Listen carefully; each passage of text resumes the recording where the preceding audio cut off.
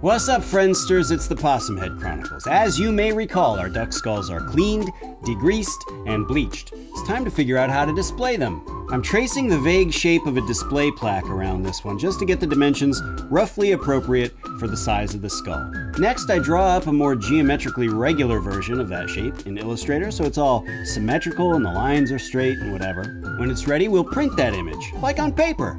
When's the last time you got to use a printer? Very retro. And cut it out for use as a template in transferring the shape to a piece of wood.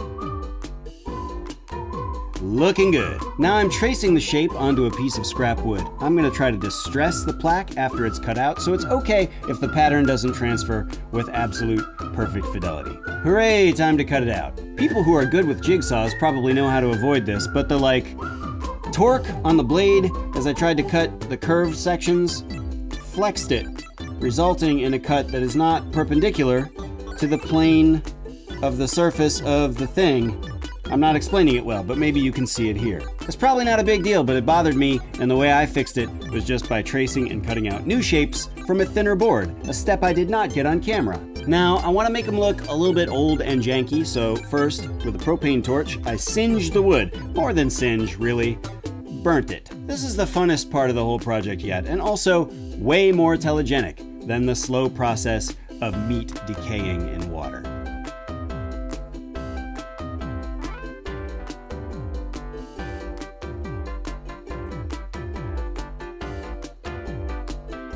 Next, I take a wire brush to the burnt plaques, which sort of raises the grain of the wood and gives it a neat, weathered texture.